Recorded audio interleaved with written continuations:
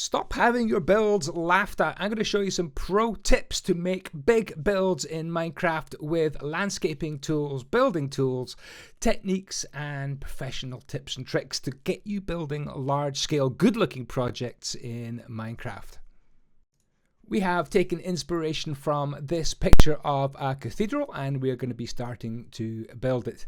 Sit back, relax, and enjoy the tips as we try to create this, and I try to explain as much as possible of the building process. So I'm building in Java Edition, and the main plugins I'm going to be using are Fast Async WorldEdit, Fast Async Voxel Sniper, and Schematic Rebrush Born 2. And I like to have a hotbar. I like to have all my hotbars organized. Here I've got oak, spruce, sandstone, stone bricks, cobble, deep slate. Those could change depending maybe if I was using a quartz build. I've got this particular hotbar which has got a lot of tools on it, and I'm going to set these up just now. I've got some detailed hotbars as well, but this hotbar here is the most important to me. One of the things I like to do with WorldEdit is to set up a brush immediately, /REPL, and I go air. And what that means is when you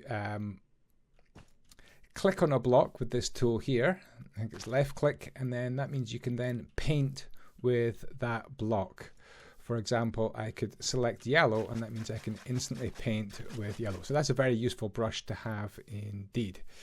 The next brush I'd probably set up would be something like a sphere with WorldEdit. So /BR, this is WorldEdit again, sphere, let's say air, and make it 10.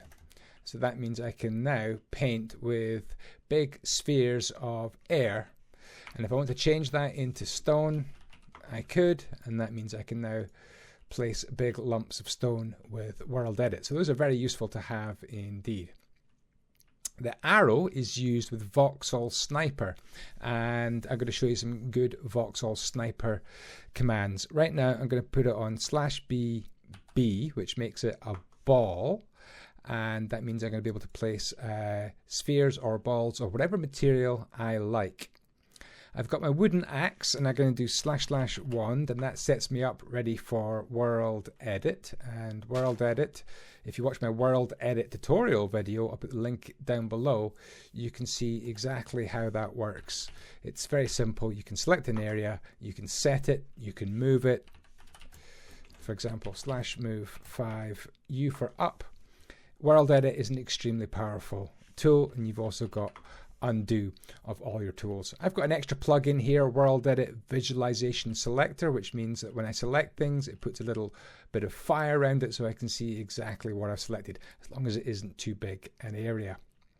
The other tool I might set up would be a pickaxe, and I'll do /SP area 5, and what that lets me do is delete everything that's touching the first block I click on, and it destroys that. Here I can destroy grass, but it won't destroy the dirt underneath. If I do destroy the dirt, it goes down to bedrock, and it only destroys the block that you pick, and it destroys everything in that area.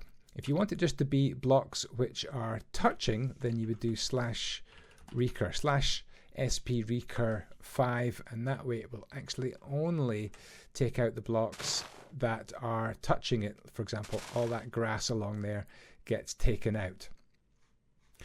So that gets my hotbar set up with some useful tools. How did we do the terrain? I mostly used a bit of Voxel Sniper. So there's a couple of ways to make terrain. So /BB gives me a ball to work with. A ball of what? Well, /Voxel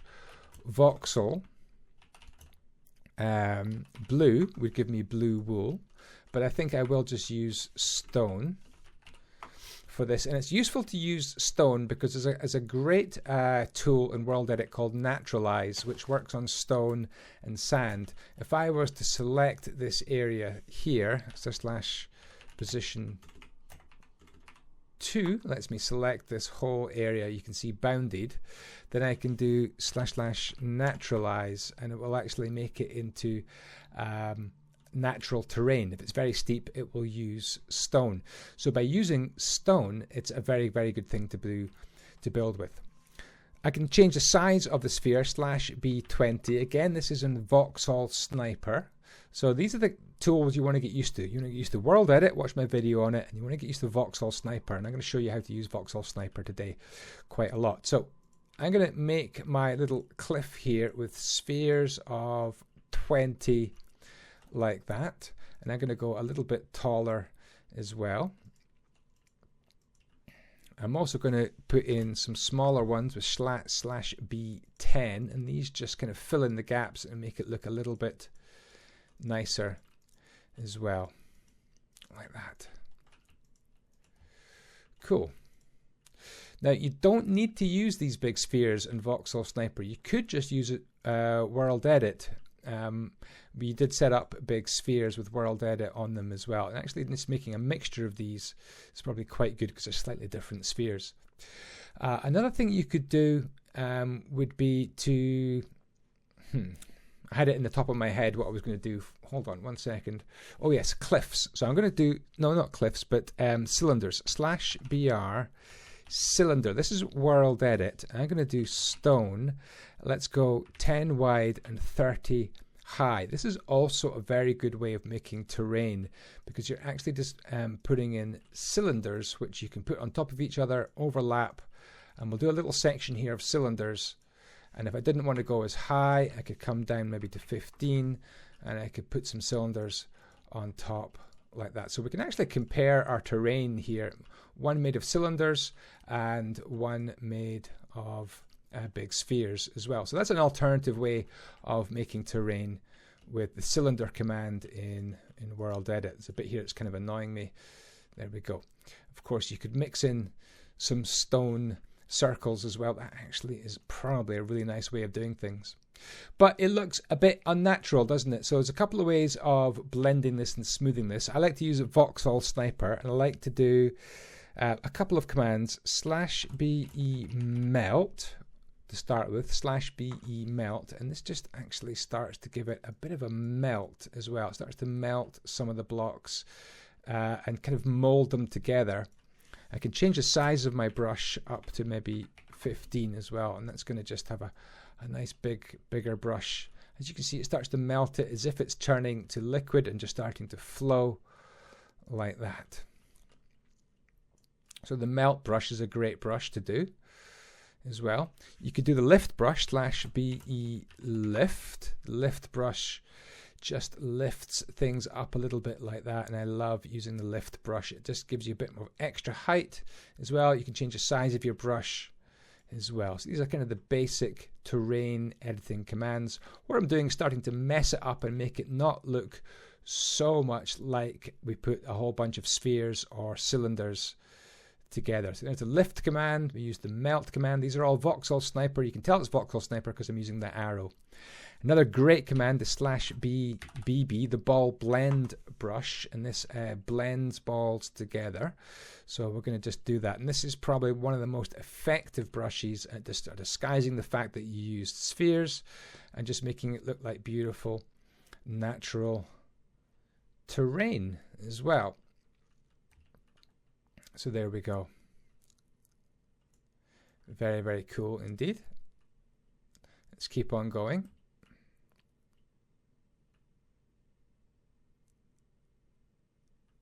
Once that's done, I probably use the smooth brush, /BE smooth. This is the Vauxhall Sniper smooth brush, and it just gets rid of a few little raggedy bits. For example, see that little block there? That should probably disappear. It gets rid of the lone blocks. It just makes it look a bit more natural, a bit more like Minecraft. So that's some pretty good tools are ready to generate some nice cliffs there. I'm going to go back to WorldEdit and show you another great brush, /BR cliff 5. And the cliff brush, if you just hold that on, it actually starts to make really nice cliffs. And it tends to grab materials which are around what you're doing. I don't mind that so much. You can go back and kind of recolor these in if you want. It's grabbing some It's grabbing some bedrock because I'm on a flat world, but on a normal world you wouldn't have bedrock there, and in fact it would just grab stone, and it would just grab, whoa, wrong brush, it would grab stone and grass and dirt like that. It wouldn't actually grab bedrock, but for the purposes of this video you just want to have a look and see what it looks like in terms of the shape that is made. There we go. The cliff brush, not bad at all. Now, to make this into natural looking material, you could use gradients, and I think I'll talk about gradients probably in the next video because we're going to be using gradients on the cathedral build. But what I want to do, what I mean by gradients is maybe having certain materials there and then fading those materials into other materials further up. If I do warp fin bar, you should be able to see that on this fin bar city project we used a lot of gradients on the wall here. So for example, at the bottom of the wall we've got stone, stone brick, mossy stone brick, andesite, and that fades up into a bit more gravel and then into lighter blocks like calcite and quartz and polished diorite. So you can see that's a pretty smart gradient for this build. So if you don't want to do gradients, you could just naturalize it, and I like to just select it with WorldEdit and / position 2 like that, and then the command / naturalize, and that just naturalizes the terrain like that. If you've got a slow server, then you may need to be very patient with that command. So which terrain do we like the best? The one made with spheres or the one made with cylinders? I think I'm actually liking the cylinders a little bit better. I think this just looks a little bit more natural, where here I can sort of see that I've got some spheres kind of sticking out the top, maybe on that corner as well. But that was the main tools, or those were the main tools that we used to build this.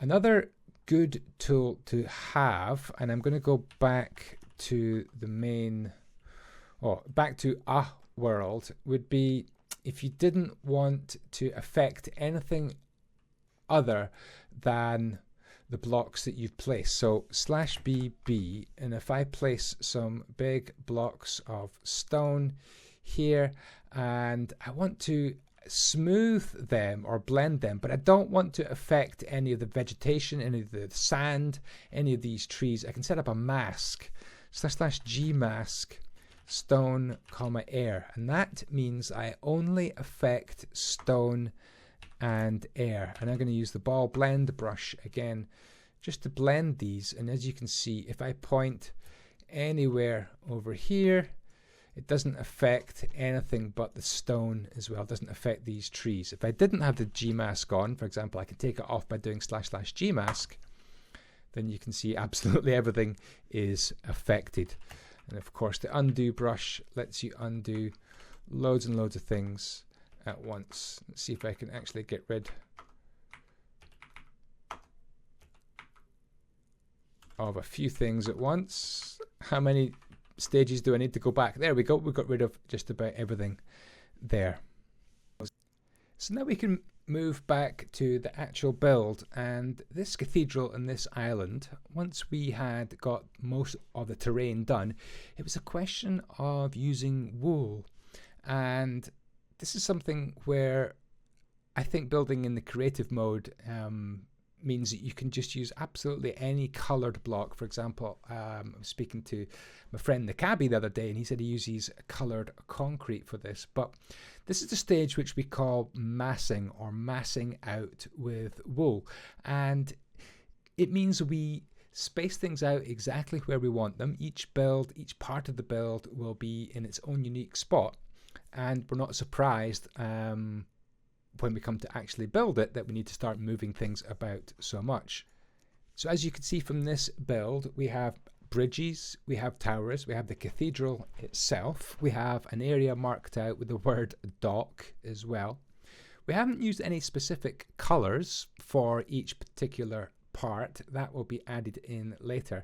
But I'm going to show you now some of the tools that we used to create the shapes, to stack things, to duplicate things, copy and paste, and maybe talk about some of the structure of this cathedral, especially on the inside as well. So this is where we've got to so far with this build. Big shout out to all the helpers so far, especially Sarsfin, who's been doing absolutely amazing, Fecund, Insidious, Enderdark, Emir, Hank Jixie, and VFD. Let me show you on the inside. I'm going to show you how I made these big arches as well. Where should we start? Let's have a look maybe at this bridge. So to make this bridge, we first of all built the pillars, and then we just put this red mark along here, and then someone very carefully put this archway in as well. So I'm going to show you how that might have been done. First of all, I would maybe count how many blocks there are between these bits, because I actually want to make another bridge on the other side here. So we do need another bridge, but I need to melt through the landscape a little bit. So /BE melt, remember our melt brush. So there we go. Just going to do a little bit of melting here. If the melt brush isn't fast enough for you, you could just use some big spheres of air and then smooth it, blend it together. But the melt brush, if you've got a bit of time, is actually pretty effective. So we want something a little bit like that. Now, this number here, 19, I probably didn't explain how I measured that. So using the WorldEdit wand tool here, I select from there to there in a straight line, and it's telling me this last number here, 19, is the number of blocks that is. So let's grab the orange, and I want to make a little bit of a bridge over here. Speed 1 stops me flying so fast. So let me say I want a bridge right about here, like that. That's going to be my pillar for my bridge. What I want to do is stack this up as well.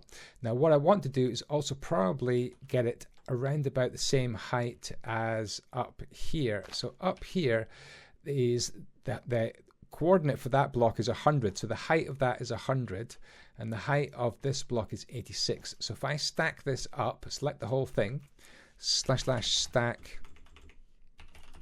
14 up, it means that that's going to be pretty much exactly level right there. So we're going to have that one there. Now 19 blocks away, I want to have another pillar. So I'm going to select this block, and I'm going to do /move 18. That should do it, right? So this distance here should be 20 blocks. No, I want it to be 19 blocks. The distance there between these pillars, exactly 19. So this should hopefully let me make the bridge that is next door. Now what I could do, of course, is copy and paste that bridge as well, but that kind of defeats the purpose of showing you guys how we build it in the first place. Now I'm going to stack down the way, and if I'm quite lazy with this, /stack 30 down the way. By the way, when stacking down, you need to be careful sometimes. There's a way you can do this. Let's say I have this bit here and I want to stack this down. Let's see what happens when I stack this down. I'm going to select from there to there and /stack 20 down the way. It's selected all this air here and it's pushed air down as well. So maybe that's not an effect you often want. So what you can do is /stack 20 down, but don't stack air. So it's -A for not stacking air. And as you can see, it just stacks it down nicely into the terrain without stacking any of that air as well. So just a little top tip there for you. Let's undo. Let's just get rid of all that. And I need to put this back in as well. Boom, boom, boom. Stack 20 down. There we go. Okay, so on the other bridge, we had an arch. And inside the cathedral, we have an arch. So how do you do arches cleverly with a bit of WorldEdit? Let me show you how I did the arches for the inside there. First of all, I made a rough measurement of the distance that we need to cover here. So we need to cover from here to here, oops, to there with our arch, about 30 blocks. I wouldn't worry too much. About 30 blocks. Wouldn't be super accurate. So 30 blocks. So what I want to do is actually make an ellipse. So //HCYL is the ellipse tool or circle tool. And if you make it out of, let's say, red wool, and you just make your ellipse, let's go 15, it just makes it into a circle. But I didn't want a circle. I actually want something a bit more pointy, an ellipse, not a perfect circle. So I can actually put another number there, comma 30, and it actually makes it into an ellipse like that. So we wanted our gap to be 30 blocks, didn't we? We wanted the gap between these parts of the build to be exactly 30, if we're eating into the side a little bit. In fact, you know what? We want them to be probably even more, because we need to go actually all the way from there all the way over to here. So that's actually 37 blocks. That's actually a much bigger ellipse that we'll probably need, because I don't think this ellipse will stretch 37 blocks. Let's have a look at this part of the ellipse. From there to there, how many blocks is it? 31. So that's not quite big enough. So let's undo that and let's make another ellipse. Let's go half a 37. Let's call it 30, but let's go maybe 19.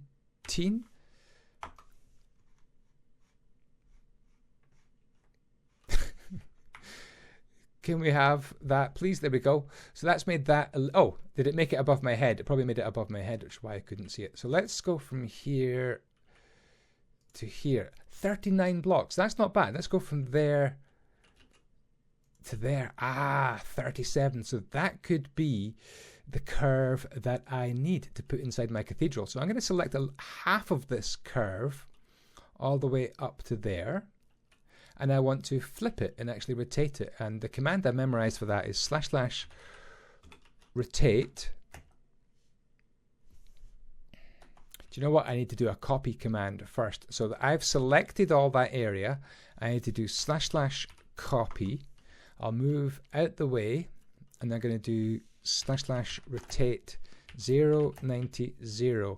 And I have just memorized that if I //paste that, so we used the copy command, we've used the rotate command, and now I've got the paste command. Now it is really kind of ready to go into my cathedral.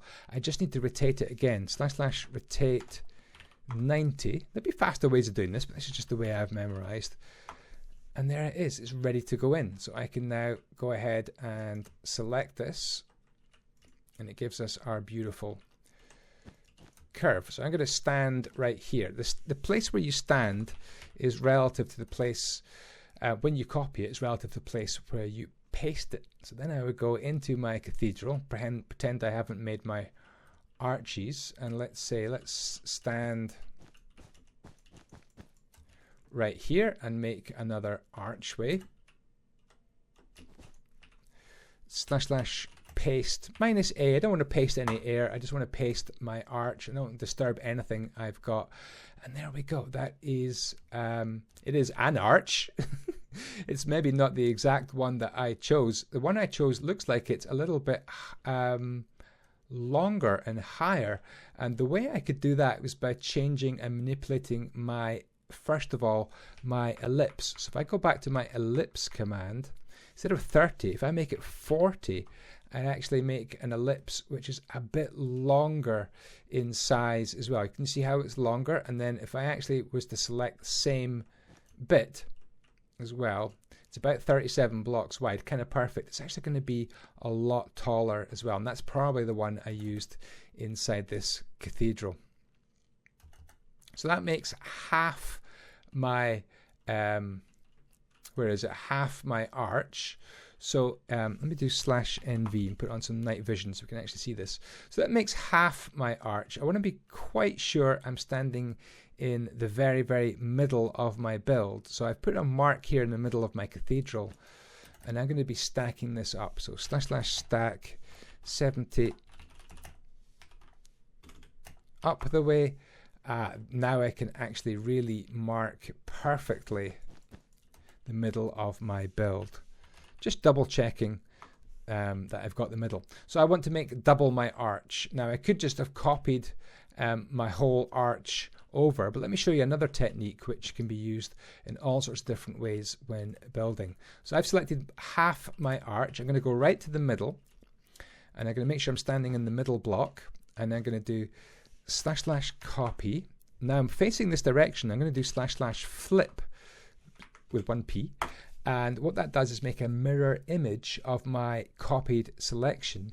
And if I do /paste, it actually pastes a mirror image, and that's the exact technique I use to make these arches inside the cathedral. What other top tips would I suggest for building big constructions like this in Minecraft? I would suggest that you make the windows fairly wide as well. Look, we've made them 3 blocks thick here because I'm thinking ahead about how that window is going to be actually used with glass. If I have got big glass panes in my window like this,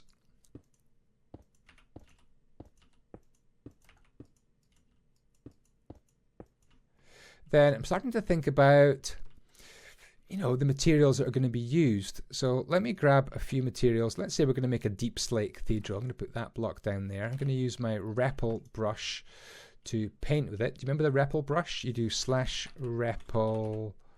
I always do air. I don't know why. Then you select the brush you want to paint with, and then you can start to paint. Imagine this is my cathedral made out of deep slate here. Now I want a wall block right here as well. So let's go and select a nice deep slate. Ooh, let's have polished deep slate wall.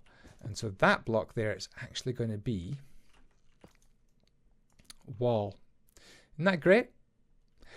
One of the troubles with that is it does bind to the glass. Very, very annoying how it's actually bound to the glass. So that glass is joined on. If you don't want that to happen, you can use the Repel brush again.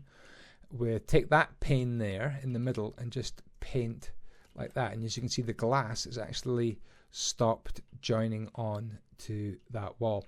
It has left the wall a little bit thicker with that bit sticking out. Now, if you don't like that, then you can obviously just paint with that block and it just makes it unattach from the glass as well. So some really, really cool tips there for building large structures in Minecraft. Hopefully that's given you an idea of some of the tools that we've used. Copy, paste, flip, stack. We used the ball blend brush, the ball placing brush in Voxel Sniper. We used spheres and columns in WorldEdit. We used the mask to avoid affecting other blocks around us as well. These are some of the basic tools that we use in Java Edition Minecraft to come up with our constructions. Look out for part 2 of this video. We're going to go over making gradients and also show you how we turned this big wool construction into the real deal. Guys, thank you so much for watching. I hope that's been some great tips and tricks for building in Java Edition with Voxel Sniper, with WorldEdit, and even Schematic Brush Reborn. I didn't even use that today. That's going to have to be in the next video. Thank you so much for watching. Take care for now. Ciao, ciao. May the blocks be with you. Oh, before I go, take a look at this website. This is Andyisyoda.com. You can actually download, if you throw me a few dollars, a lot of the things that we have been building and a lot of schematics as well. Check it out, Andyisyoda.com. Thanks again for watching. Take care for now. Ciao, ciao. May the blocks be with you.